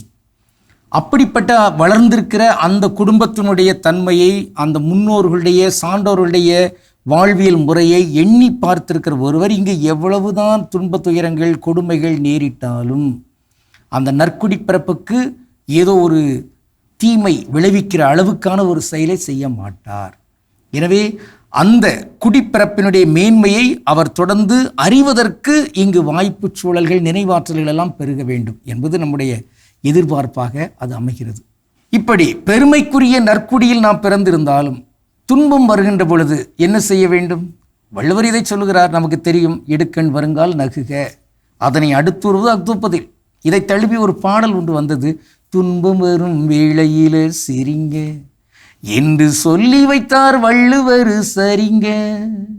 பாம்பு வந்து கடிக்கையில் பால் உடம்பு துடிக்கையில் யார் முகத்தில் பொங்கி வரும் சிரிப்பு. அப்படி ஒரு கேள்வி, பயங்கரமான ஒரு கலந்துரையாடல் போன்று அது அந்த பாடல் நடக்கும். ஆனால் துன்பம் வருகின்ற பொழுது இங்கு நாம் சிரிப்பதற்கு பழக வேண்டும். எப்பொழுதும் மகிழ்ச்சியாக இருங்கள், அதான் இறைமொழி. எனவேதான் அன்னை மரியினுடைய அந்த நிலையை குறித்து எழுதப்பட்ட ஒரு பாடலில் ஒருவேளை இப்படி மாற்ற வேண்டுமோ என்கிற ஒரு எண்ணமும் எழுகிறது. யாகுல மாமரியே, தியாகத்தின் மாதாவே, சிலுவை அடியினிலே சிந்தை நொந்தழுதாயோ, அப்படி இருக்கும். ஆனால் உண்மையிலேயே இந்த ஒரு மாபெரும் சிறப்புக்குரிய ஒரு தாய், அவர்கள் சிந்தை நொந்து அழுகிற நிலையில் அவர்கள் இருந்திருப்பார்களா? ஆக நான் ஆண்டவரின் அடிமை, சொற்படி நிகழட்டும் என்று சொன்னவர், அதை செயலில் காட்டி கொண்டிருக்கிறவர் கண்டிப்பாக இந்த மாதிரியான நிலையில் தான் இருந்திருப்பார் என்று இந்த வரியை இப்படி வைக்க வேண்டும். சிலுவை அடியினிலும் ஈரை திருவுளம் ஏற்றாயே. அதான பெருமையான ஒரு செய்தியாக இருக்க முடியும். அவங்க சிந்தை நொந்து அழுதுட்டு இருக்கிற ஒரு தாய் அல்ல. அழுதுட்டு இருக்கிறது என்றால் ஒன்று அங்கு கீழே புரண்டு இரண்டு விழுந்திருப்பார், அல்லது அந்த இடத்த விட்டு ஓடி இருப்பார், அல்லது அப்படியே மயங்கி விழுந்திருப்பார், அல்லது சபித்து இருப்பார். அதெல்லாம் செய்யவில்லை, நிற்கிறார் அந்த தாய். எனவே இங்கு சான்றோர்கள், மேலோர்கள் தங்களுடைய அந்த குடும்பத்தினுடைய மேன்மைத்தன்மையை உணர்கிறார்கள். இந்த தாய் தன்னை அனுப்பி வைத்திருக்கிற அந்த தந்தையாகிய இறைவன், அவருடைய திருவுளம், அதை எண்ணி பார்க்கிறார். இன்று நாம் சிந்திப்பதற்கு உரிய ஒரு தனித்தமிழ் சொல் குடிமை. குடிமை இயல் என்றெல்லாம் கூட இருக்கிறது. குடிமை என்றால் வேறொன்றுமில்லை, குடி, குடும்பம் என்கிற வகையில் இருக்கிறது. இந்த கு இருக்கிறதே, அது அடிப்படையில் அந்த ஒன்று சேர்க்கின்ற குவிதல் அல்லது குவித்தல் அல்லது குழி என்பதை கூட, இந்த குகரம் என்று இருக்கிறதே, அது அப்படியே ஒன்று சேர்க்கின்ற ஒரு தன்மையில் உள்ள ஒன்றாக அது இருக்கும். குடும்பம், குழுமம், குமுகம், குமுகாயம். அதான் சமூகம் என்பது தமிழ் அல்ல, குமுகம் குமுகாயம் என்றெல்லாம் வருகிறது. அந்த குகரம் அதான் ஒன்று சேர்க்கின்ற ஒன்றாக இருக்கிறது. அந்த வகையில் தான் குடும்பம், குடி என்றெல்லாம் இருக்கிறது. இந்த வகையில் நற்குடி பிறப்பு நம் எல்லாருக்கும் தேவை. அதற்கு எதிர்கால தலைமுறையினர் இந்த குடும்பத்தை எண்ணி பெருமிதம் கொள்வதற்குரிய நிலையில் இந்த குடும்பங்கள் உருவாக்கப்படட்டும். ஒவ்வொரு தலைமுறையுமே தன்னுடைய நற்குடி பிறப்பை எண்ணி தகாத செயலை செய்வதிலிருந்து மீண்டு எழுவதற்கு ஆற்றல் பெறட்டும். இத்தகைய செய்திகளோடு திரிகடுகத்தை நாம் தொடர்வோம். கடவுளுக்கு திருளமானால் மீண்டும் நாளை திரிகடுகத்தில் இணைந்து மகிழ்வோம். நன்றி, வணக்கம். அருமையான திரிகடுகம் பகுதி பார்த்துட்டோம். எனக்கான செய்யுள் விளக்கம் தெரிஞ்சுக்கிட்டோம். அதோட நாம பேசிட்டு இருக்கிறோம் கடவுள் வணக்கம் நிகழ்ச்சியில. குழந்தைகள் வீட்டில் 2 பேர் 3 பேர் இருக்கிறாங்க, சண்டை போட்டுக்கிட்டே இருக்கிறாங்க, எப்படி சமாளிக்கிறதுனே தெரியல அப்படின்னா இந்த ஆலோசனைகளை பயன்படுத்தி அவர்களை சமாளித்துக் கொள்ளலாம் அப்படின்னு பேசிட்டு இருக்கிறோம். அதில் அடுத்ததா என்ன சொல்றாங்க? அடுத்ததா என்ன சொல்றாங்கன்னா, இப்போ ஒரு குழந்தை ஒரு தப்பு பண்ணிடுச்சு, அதுக்கிட்ட நம்ம சொல்லுவோம் உடனே சாரி சொல்லு ஃபோர்ஸ் பண்ணிட்டே இருப்போம். அப்படி பண்ணக்கூடாது. ஏன்னா அந்த குழந்தை வந்து இப்போ அடிச்சுட்டு ஓகே சாரி அப்படின்னு சொல்லிட்டா மறுபடியும் அதே தப்பு தான் செய்யும். அது ஏன் நம்ம அந்த தப்பு பண்ணோம் அப்படின்னு சொல்லிட்டு ரியலைஸ் பண்ணவே பண்ணாது. ஸோ அதுக்கான டைமை அந்த குழந்தைக்கு நம்ம கொடுக்கணும். கண்டிப்பா, அதாவது ரியலைஸ் பண்ணி சாரி சொன்னாதான் திரும்ப நடக்காது. அது வேல்யூ அதுக்கு தெரியும். பெரிய தப்புப்பா, நம்ம பண்ணக்கூடாது, இனிமே நம்ம அப்படி தப்பு பண்ணிட்டு அவங்க எவ்வளவு கஷ்டப்படுவாங்கன்றத புரிதல் அந்த குழந்தைக்கு வரும். இல்ல நம்ம சாரி சொல்லுங்க உடனே நான் இந்த குழந்தை அப்புறம் நாளை போக்குல என்ன பண்ணா 2 அடிச்சுக்கும். இல்ல சாரி இல்ல என்ன பண்ணாலும் ஒரு சாரி சொல்லிட்டா ஓகே தானே முடிஞ்சு போச்சு அப்படிங்கிற மைண்ட் செட்டுக்கு வந்துரும். நீங்க சொல்ற மாதிரி அப்போ 2 அடிச்சு புடிச்சு பரண்டுக்கு நம்ம போய் என்னன்னு கேட்டா நான் அவன்கிட்ட சாரி சொல்லிட்டு நீ என்கிட்ட சாரி சொல்லிட்டு போ. அப்புறம் அடுத்த ஒரு 1/2 மணி நேரத்துல திரும்ப அடிச்சு பிடிச்சி சண்டை போட்டுக்கும். அப்ப அந்த சாரிக்கான மதிப்பு அப்படிங்கிறது இல்லாமல் போய்விடும். அப்ப அதை ரியலைஸ் பண்றதுக்கான டயத்தை குழந்தைகளுக்கு கொடுக்க கற்றுக்கொள்ள வேண்டும். கற்றுக்கொள்வோம். இன்னும் வேற என்ன விஷயம் இருக்குங்கிறத தொடர்ந்து பேசுவோம். ஓகே.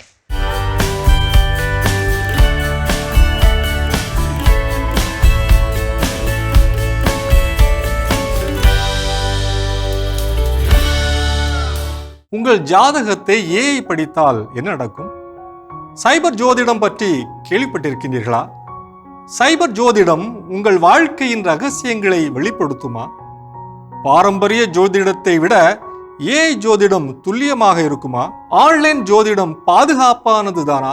வாருங்கள், இதற்கான தெளிவை வலை உலகத்தில் அருள்வாக்கின் ஒளியில் தேடுவோம்.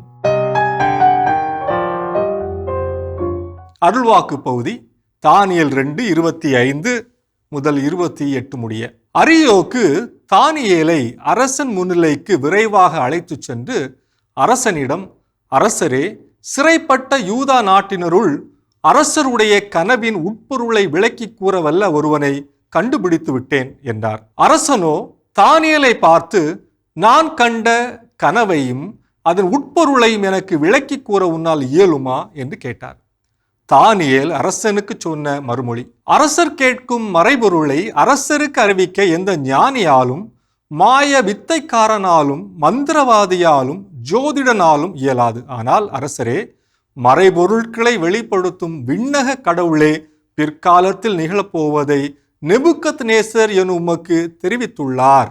நீர் கண்ட கனவும் நீர் படுத்திருந்த பொழுது மனக்கண் முன்பே தோன்றின காட்சிகளும் பின்வருமாறு என்று சொல்லி அரசன் நெபுக்கத்நேசர் கண்ட கனவிற்கு தானியேல் கடவுளின் வல்லமையால் விளக்கம் அளித்தார்.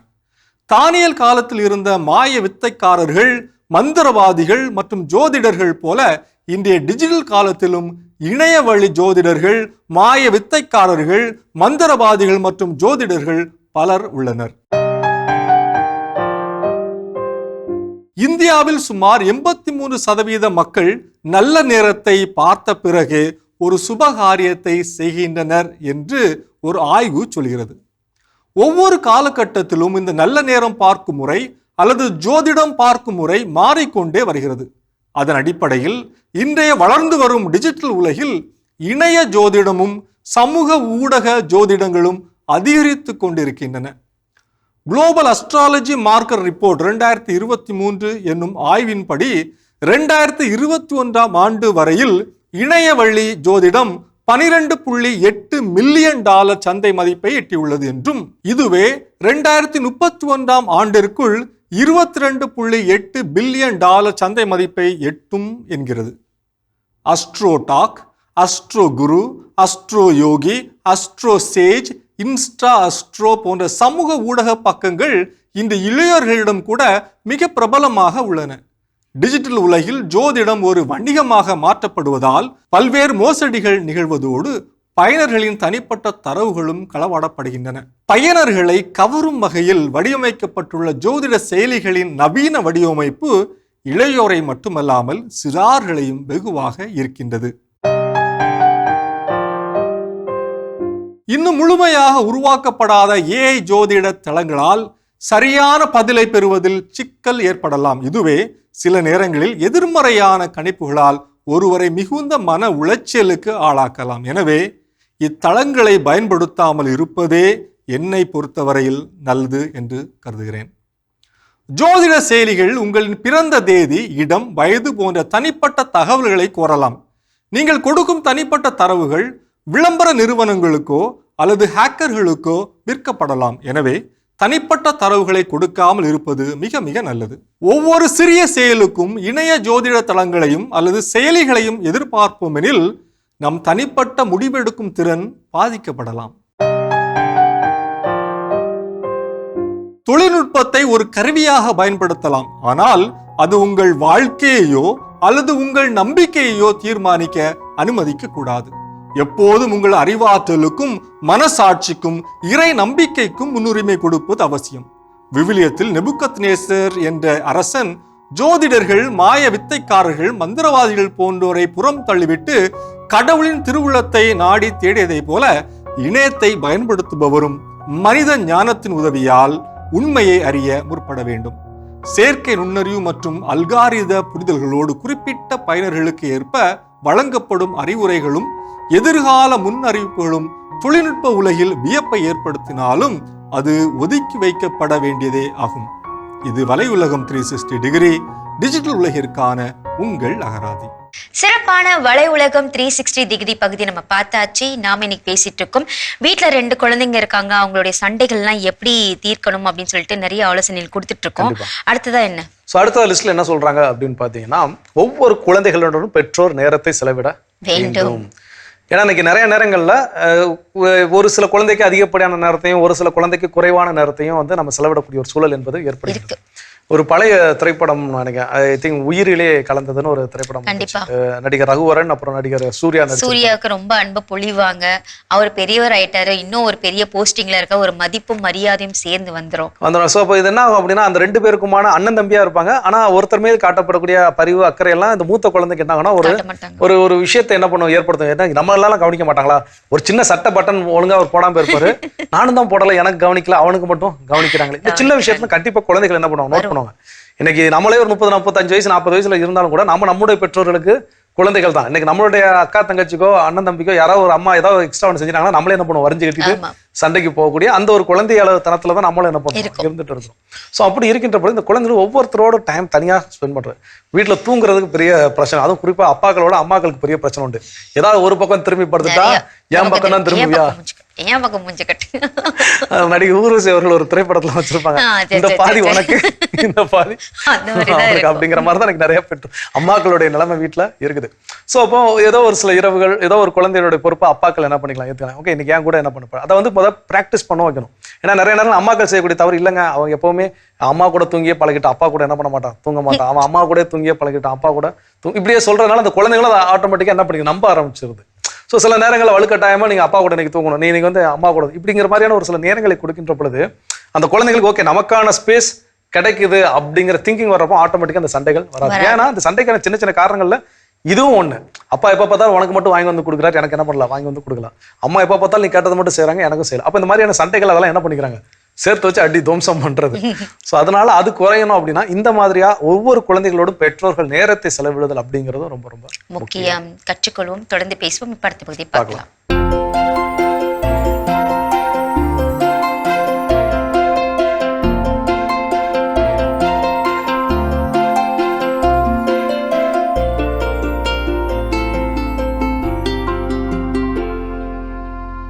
அனைவரும் வணக்கம். இந்த பதிவை பார்க்குற நேரத்தில் தமிழ்நாட்டில் இருக்கக்கூடிய பெரும்பாலான விவசாயிகள் ஏதாவது ஒரு மாற்று பயிர் செய்யலாம் அப்படின்னு உங்களுக்கு ஆசை இருந்ததுன்னா, என்னை பொறுத்தளவில் நீங்கள் ஒரு சில தோட்டக்கலை பயிர்களை மனசில் நினைக்கலாம். குறைந்த தண்ணீரில் அதிக லாபம் தரக்கூடிய பயிர்கள். வந்து நாவல் பழம், 2வது கொடுக்காப்புளி, 3வது எலுமிச்சை, 4வது பப்பாளி, 5வது கொய்யா. ஓகேங்களா? இது தமிழ்நாட்டில் இருக்கக்கூடிய தண்ணீர் மழை பெஞ்சா தண்ணி தேங்காத நிலம் உள்ள யார்கிட்டையுமே மிகச்சிறப்பாக வளரக்கூடிய நிச்சய பலன் தரக்கூடிய மரங்கள். முக்கியமாக பப்பாளி முறையான வளர்ப்பு மட்டும் ஆரம்ப காலத்தில் வச்சுக்கிட்டோம்னா மிகச்சிறந்த பலன்கள் தருங்க. கொய்யா எப்பவும் நமக்கு லாபம் தரக்கூடிய அடிப்படை இது பார்த்திங்கன்னா லக்னோன் 49 அப்படின்ற L49 அந்த கொய்யாவை நம்ம போட்டுக்கலாங்க. மிகச்சிறந்த பலன்கள் வருங்க. அது நம்ம பண்ணிக்கலாம். சீத்தாவில் பார்த்திங்கன்னா NMK கோல்டுன்னு ஒரு விவசாயி தயார் பண்ண ஒரு ரகம் இருக்குங்க. நல்ல பெரிய காய்கள் வரக்கூடிய ரகம். அது தண்ணீரே இல்லாத மிக குறைந்த தண்ணீர் வரக்கூடிய இடத்துல முறையாக செஞ்சோம்னா ஒரு பெரிய தோட்டமாக அருமையாக வளர்க்குறதுக்கு தேவையான அதிக விற்பனை தேவை உள்ள ஒரு பயிருங்க. அது பண்ணலாம். அதுக்கடுத்து கொடுக்காப்புளி, நாவல், இது ரெண்டும் முறையான இடைவெளியில், நான் திருப்பி சொல்கிறேங்க, முறையான இடைவெளியில் தள்ளி தள்ளி நட்டு வெப்பக்காற்று சைடில் போகிற மாதிரி அமைப்பில் ரொம்ப அதுக்கு என்ன சொல்கிறது ஒரு முக்கியத்துவம் கொடுத்து நம்ம வளர்த்தோம்னா இந்த வருடம் கூட கொடுக்காப்புளி ஒரு கிலோ 350 ரூபாயிலேருந்து 400 ரூபா போச்சுங்க. அப்போ 40% தொகை வச்சுக்கிட்டா கூட 120 ரூபா ஒரு கிலோ அல்லது 150 ரூபா ஒரு கிலோ உங்களுக்கு கிடைக்கும். நிலம் வச்சிருக்கிறவரா உங்களுக்கு கிடைக்கும். இந்த மாதிரி பண்ணலாம். யாரெல்லாம் பண்ணலாம்? 1 ஏக்கர் வச்சுருக்கவங்கலேருந்து பெரிய தோட்டங்கள் வச்சுருக்கவங்க வரையிலும் யாருக்கெல்லாம் முடியுமோ அவங்க இந்த பயிர்களை வளர்க்கலாம். இது இல்லாமல் தமிழ்நாடு அரசாங்கம் இனி வரக்கூடிய காலங்களில் ப்ளூபெர்ரி, ரம்பூட்டான் இது போன்ற வெளிநாடுகளில் வளரக்கூடிய வகையிலான தாவரங்களை இப்போ வளர்க்க ஆலோசனைகள் வழங்குறாங்க. அவங்க அதுக்கு மானியங்கள் தராங்க, அதுக்கான கன்றுகள் தராங்க. இந்த மாதிரி ஒரு செயல்பாடு இருக்கும்போது கொஞ்சம் அதை நம்ம எடுத்து செய்யணும் அப்படிங்கிற எண்ணத்தோடு நீங்கள் இதை செயல்படுத்தலாம். அதை செய்கிறதுக்கு முதல் ஸ்டெப்பு மண்ணையும் தண்ணியும் ஆய்வு செய்யுங்க. ஆய்வு செஞ்சுட்டு என்னோட நம்பருக்கு அனுப்புங்க. நான் அதை பார்த்துட்டு உங்களுக்கு அடிப்படையான செய்திகள் தரேன். அதை பொறுத்து நீங்கள் முடிவு பண்ணி இதை செய்யலாம் அப்படின்னா அதுக்கேற்ற மாதிரி செஞ்சுக்கலாம். கொஞ்சம் யோசிச்சு பாருங்கள். எதுனாலும் நிலத்தை சும்மா வைக்கக்கூடாதுங்க. ஒரு சின்ன ஒரு முதலீட்டில் உங்கள் நிலத்தில் ஏதாவது ஒரு பயிர் வளர்கிறத உறுதிப்படுத்தணும். தென்னை மரம் மட்டுமே ஒரு பயிர் கிடையாது. நமக்கு அதிகம் லாபம் தரக்கூடிய தொடர் லாபம் தரக்கூடிய பயிர்கள்னு நிறையா இருக்குங்க. அந்த மாதிரி பயிர்களை எல்லா இடத்துலையும் போட்டுக்கிறது நல்லதுங்க. இப்போ நான் சொன்ன பயிர்கள்லாம் அதிகமான தண்ணீர் தேவையில்லை, சமமான சத்துக்கள் இருந்தால் போதும். அதுக்கேற்ற மாதிரியான ஒரு அமைப்பை ஏற்படுத்திக்கிட்டிங்கன்னா இந்த பயிர்கள்லாம் கண்டிப்பான நிச்சய லாபத்தை தரும். ஏன் இந்த பயிர் நிச்சய லாபத்தை தரலை அப்படின்னு சொன்னால் அங்கே பராமரிப்பு குறைபாடு இருக்கும். ஏதோ ஒரு காரணத்தை சொல்லிட்டு பராமரிப்பு குறைபாடு இருக்கும். பராமரிப்பை மட்டும் சரியாக பண்ணவங்க 100% வெற்றி அடைவாங்க. உதாரணத்துக்கு நான் ஏற்கனவே ஊடு பயிராக வெள்ளரி போடுங்கன்னு சொன்னேன். அந்த வெள்ளரி போட்டால் ஒரு ஏக்கருக்கு குறைந்தபட்சம் 80,000 - 1,10,000 ரூபாய் லாபம் வரும்னு சொன்னேன். இந்த பதிவை பார்த்ததுக்கப்புறம் நான் ஒரு 2 அல்லது 3 பேர் குறைஞ்சபட்சம் 60,000 - 70,000 லாபம் எடுத்தாங்க. போதும். அந்த லாபம் அப்படிங்கிறது நீங்கள் 1 லட்சம் ரூபாய் இல்லைனா கூட 60,000ங்கிறது ஒரு சிறந்த லாபம் 100 நாளில். அது மாதிரி தான் இந்த பயிர்கள். குறைந்த தண்ணீர், குறைந்த பராமரிப்பில் அதிகமான லாபம் எடுக்க இந்த பயிர்கள் ரொம்ப முக்கியமானது. இதோட வளர்ப்பு முறை பற்றின விவரத்துக்கு கீழே இருக்க நம்பரில் கேளுங்க, நான் உங்களுக்கு எல்லாம் சொல்லித்தரேன். சரிங்களா? மீண்டும் சந்திப்போம். ரொம்ப சிறப்பான பகுதி உழவும் உயர்வும் பார்த்தாச்சு. அதோட இன்னைக்கு நம்ம பேசிட்டு இருக்கிறோம். வீட்டில் இருக்கக்கூடிய குழந்தைகள் 2-3 குழந்தைகள் தான் இருக்குன்னா அடிக்கடி சண்டை போட்டுக்கிறாங்க, எப்படி சமாளிக்கிறதுனே தெரிலங்க அப்படிங்கிறவங்களுக்கான ஆலோசனைகள் இன்னைக்கு பேசிட்டு இருக்கிறோம். அதில் அடுத்ததான் என்ன சொல்றோம்? பெற்றோர்களை நாம அவங்களுக்கு ஒரு ஆலோசனையாளரா நம்ம இருக்கணும். நம்ம அவங்களுக்கு நல்லது கெட்டது எல்லாத்தையுமே நம்ம சொல்லி கொடுக்கணும். இது தவறு, இது நல்லது, இதை நீ செஞ்சினா நல்லா வருவ அப்படின்னு சொல்லிட்டு ஒவ்வொரு குழந்தைகளும் நம்ம தனித்தனியா சொல்லி கொடுக்கணும். இப்போ 2 குழந்தைங்களுக்கு வேற திறமைகள் இருக்கும். அந்த திறமைகளுக்கு அவங்களுக்கு எக்ஸாம்பிள் சொல்லி நீ இதுல வந்தீங்கன்னா நல்லா போகலாம், நீ இதை கத்துக்கிட்டீங்கன்னா நல்லா போகலாம் அப்படின்னு சொல்லிட்டு 2 பேருக்கும் வேற திறமைகளை வளர்த்து விட்டாலும் நல்லதுதான். இல்ல 2 பேருமே ஒன்னே போட்டீங்கன்னா அதுல யூஸ்ஃபுல்லா இருக்காது. ஏன்னா இது நிறைய நீங்க சொல்ற ரொம்ப முக்கியமான விஷயம். நிறைய பெற்றோர்கள் செய்யக்கூடிய தவறு. ஒரு மூத்த குழந்தை நல்லா டான்ஸ் ஆடக்கூடிய திறமை இருக்கும், இளைய குழந்தைக்கு வேற ஏதாவது ஒரு திறமைகள் இருக்கும்.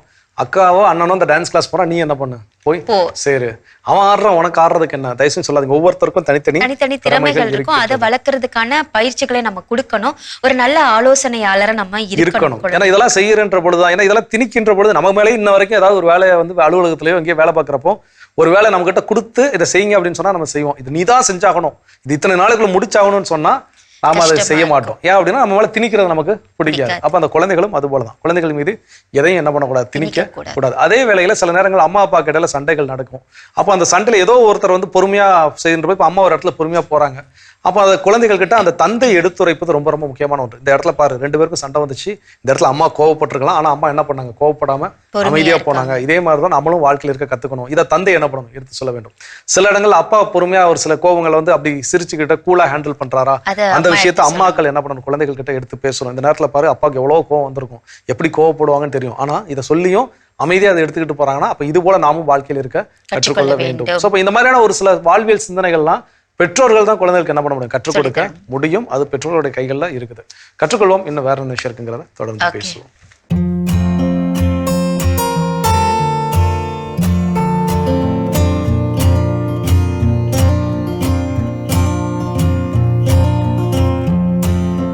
அன்பான மாதா தொலைக்காட்சி நேயர்களுக்கு வணக்கம்.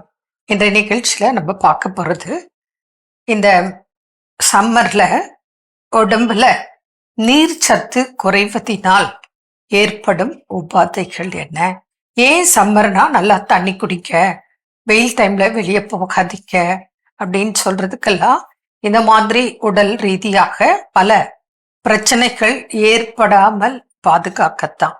அந்த வகையில பார்க்கும்போது இப்போ சின்ன குழந்தைங்க இருக்கும், நீர்ச்சத்து நல்ல வேர்வை வெளியே போறதுனால உடம்புல நீர்ச்சத்து குறையும், டீஹைட்ரேஷன் ஆயிடும். இதை விட இப்போ உதாரணத்துக்கு சர்க்கரை வியாதி, பிபி உள்ள பேஷண்ட் எடுங்க, ஏற்கனவே அவங்களுக்கு வந்து நோய் எதிர்ப்பு சக்தி கம்மியா இருக்கும். டயபெட்டிக் பேஷண்ட்க்கு டயர்ட் ஆவாங்க. இதுல நீர்ச்சத்து இன்னும் உடம்புல குறையுது, நல்லா ஸ்வெட் ஆயிடுது அப்படின்னு சொன்னா, ஒண்ணு லோ பிபி, லோ சுகர், எது வேணா வரலாம். நீர்ச்சத்து குறையறதுனால மயக்கம், ரொம்ப டயர்டு, மயங்கி விழக்கூடிய சந்தர்ப்பம் ஆகலாம். இதே ஹைப்பர் டென்ஷன் உள்ள பேஷண்ட்க்கு பார்த்தீங்கன்னா பக்கவாதம் ஏற்படும். இது என்ன ஆகும், பிரெயின்ல போயிட்டு பிளட் வந்து கிளாட் ஆகும். கிளாட் ஆனா உங்களுக்கு பக்கவாதம் வரும். சிலருக்கு பிரெயின்ல இரத்த குழாயில வெடிப்பு ஏற்படும். அப்போ அவங்களுக்கு பக்கவாதத்தோட கூட கோமா ஸ்டேஜ் ஆயிடும். அப்போ உயிருக்கே ஆபத்தான நிலை ஏற்படும். அதனால தான் வந்து சம்மர்ல கட்டாயம் நம்ம பிபி பார்த்துக்கணும், சுகர் பார்த்துக்கணும், வெயில் நேரத்துல வெளியில போகக்கூடாது, நல்ல அந்த சம்மருக்கு ஏற்ற உணவுகளாக டயட்டு ஃபாலோ பண்ணோம், கண்டிப்பா வெயில போகக்கூடாது அப்படின்னு சொல்றதுக்கெல்லாம் காரணங்கள் இதுதான். ஹார்ட் பேஷண்ட் கூட அப்படித்தான். இப்போ ஏற்கனவே அவங்களுக்கு வந்து ஹார்ட்ல பிளாக்ஸ் இருக்கு, கூட சம்மர்ல நமக்கு நீர்ச்சத்து உடம்புல குறைஞ்சிச்சுன்னு வச்சுங்க, அப்போ ஆக்சிஜன் அவங்களுக்கு போதாது. அப்ப என்ன ஆகும், சிலருக்கு தலைவலிக்கிற மாதிரி இருக்கும், சிலருக்கு தலை சுத்தல் மாதிரி இருக்கும், சிலருக்கு வாந்தி இருக்கும், லோ பிபி ஆகலாம், கொட்டாவி அடிக்கடி வந்துட்டே இருக்கும். அப்ப நீங்க அதெல்லாம் வச்சு இவங்களுக்கு ஆக்சிஜன் பத்தலை அப்படின்னு தெரிஞ்சுக்கலாம். அந்த நேரத்துல அமைதியா வெளியில எங்கேயும் போகாம வீட்டிலே இருந்தா கூட உட்கார்ந்து கூட இருக்காதீங்க, படுத்துட்டு அமைதியா நல்ல நீர் தண்ணி நிறைய குடிச்சிட்டு நல்லா ஃபேன் போட்டுட்டு ரிலாக்ஸா படுத்துட்டு இது பாருங்க, இந்த முத்திரை பண்ணணும். இந்த முத்திரை இப்படி வச்சுட்டு அப்படியே ஒரு 20 மினிட்ஸ் பிரீத்திங் எக்ஸசைஸ் பண்ணீங்கன்னா இது ஆக்சிஜன் லெவல இன்க்ரீஸ் ஆகும். இப்படி ஒரு 10 மினிட்ஸ், இப்படி ஒரு 10 மினிட்ஸ், 20 மினிட்ஸ், இப்படி 40 மினிட்ஸ் வரைக்கும் கட்டாயம் உணவுக்கு முன்பு, காலை மதியம் இரவு உணவுக்கு முன்பு செய்யலாம். அப்படி இல்லை எமர்ஜென்சி எப்ப வேணா வரலாம், அப்பவும் இது கண்டிப்பாக நீங்க சாப்பிட்டீங்க சாப்பிடல அதெல்லாம் ரெண்டாவது, தேவையான அளவு தண்ணி குடிச்சிட்டு இந்த மாதிரி பொசிஷன்ல இந்த முத்ராஸ் நீங்க பண்ணும்போது உங்களுக்கு ஆக்சிஜன் தன்னால பிக்கப் ஆகும். அதே போல ஹார்ட் ப்ராப்ளம் உள்ளவங்க இந்த முத்ரா பண்ணுங்க பாருங்க, இப்படி வச்சுட்டு இப்படி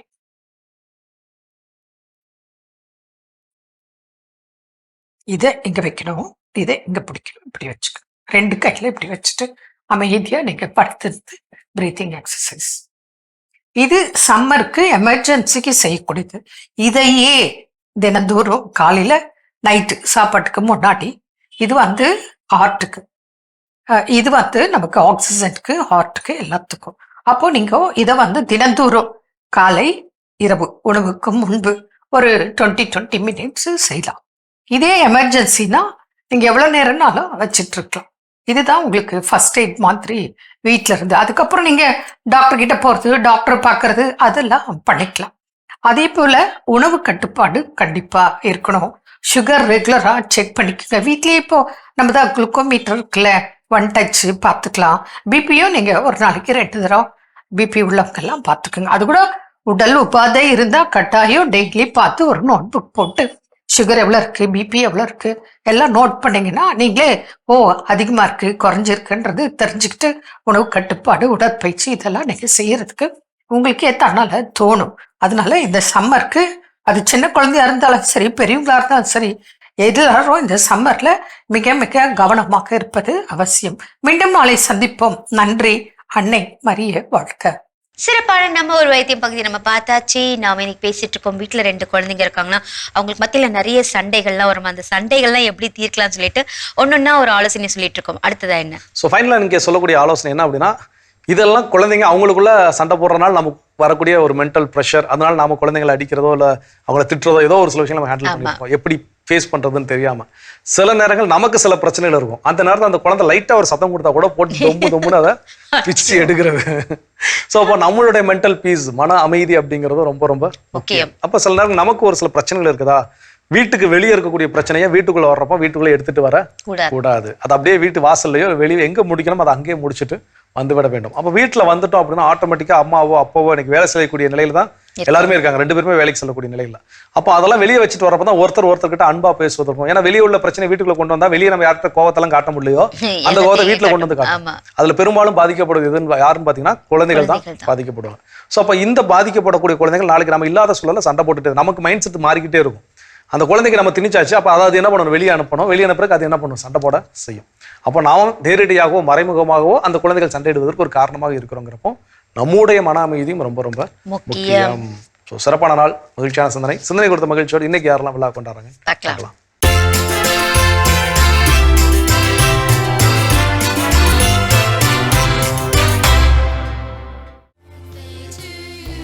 ஜினோ ஜெரால்டு இன்று தனது பிறந்த நாளினை கொண்டாடுகிறார்.